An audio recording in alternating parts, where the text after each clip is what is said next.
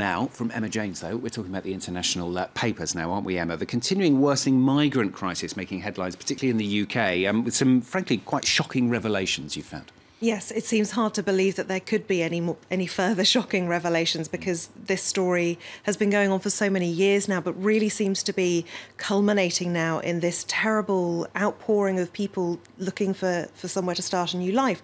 But the UK's independent newspaper today is leading with a survey that's been done of British people. 6,000 people have been questioned for this one, and they found that almost half of those people think that refugees should actually be turned away from the United Kingdom, even those fleeing civil war in Syria. Now, the image here shows the desperate measures of Syrians trying to get across the border crossing there into Turkey to seek sanctuary. The charity Islamic Relief says this latest poll shows a real hardening of views, and they're quite surprised and shocked by it. Last year, it was a third of British people. Now it's just under a half of them. The reporting continues within the newspaper as well. They talk about the fact that they blame a demonisation of Muslims that's going on in the United Kingdom and elsewhere in the world. And they say that despite the dire situation that we all know exists in Syria, it's actually the Syrian refugees who seem to, for some reason, come off the worst, because it's actually 42% of people think that refugees shouldn't be allowed into the UK.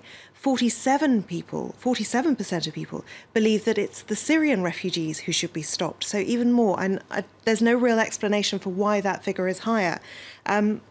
They were also asked what words they associated with the term Muslim. And really disturbingly, the most common answer, now it was only 12%, but it was the most common answer, was actually terrorism that people associated with the word Muslim. The Guardian newspaper as well is talking about the migrant crisis today. Their image shows an ISIS fighter, Islamic State fighter there, who's actually patrolling the border and sending those people back, forcing them back into Syria, not allowing them to cross into Turkey.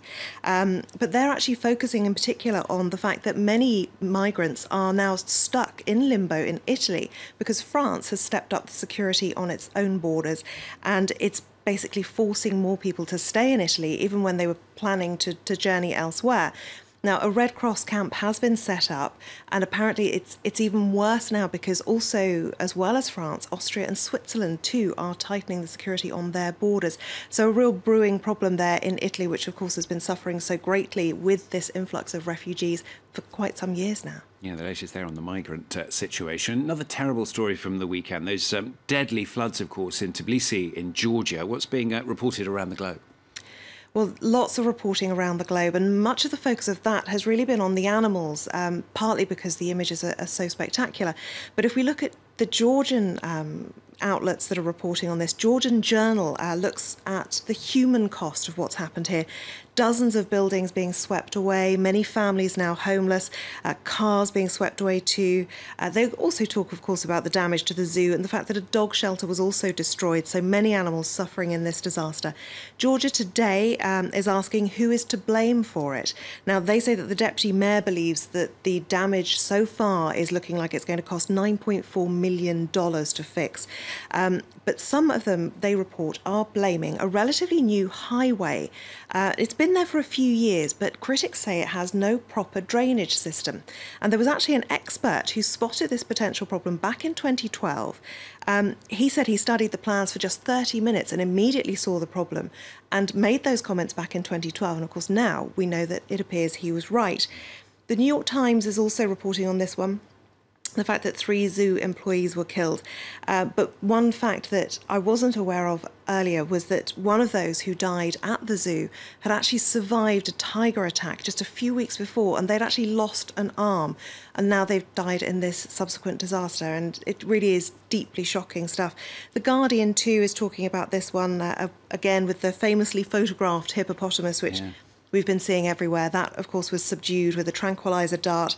But you could say that he really is one of the lucky animals, because we don't actually know how many animals have been lost by the zoo in this disaster. They do say that almost all of their lions and tigers are gone, and that all of their monkeys are gone. But because much of the zoo is still underwater, we don't yet know quite the scale of the loss for that zoo there. Yeah, horrific pictures there from Tbilisi. Finally, in the papers, François Hollande, he's heading to Algeria, in fact, the second official visit of his presidency. Much coverage of that outside of France, though, Emma? Less than in France. In France, there really is quite an obsession with it today. But one of the places that is keeping a close eye on these talks, for obvious reasons, is Mali. And Mali Actu is talking about this one, saying that the former French colony is seen as key to securing peace there.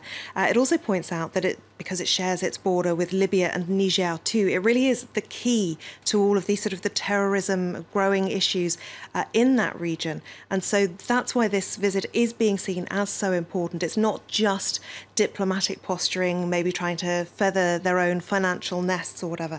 But it seems the Algerians themselves are rather fascinated with the previously very tangled love life of François Hollande, because if we take a look at the Liberté Algérie cartoonist, who has come up with this one with Hollande and Bouteflika aboard a scooter, which of course was Hollande's favoured method of transport to meet his then mistress. Yeah. And Bouteflika is saying "Merci pour ce moment," which of course was the title of Valérie Trierweiler, her book. She of course was the jilted first lady, so all rather complicated when it comes to Hollande's love life. But it would seem that Algeria is rather fascinated. I'm sure François Hollande is as well. Thank you very much, Emma. Emma James with the International Papers.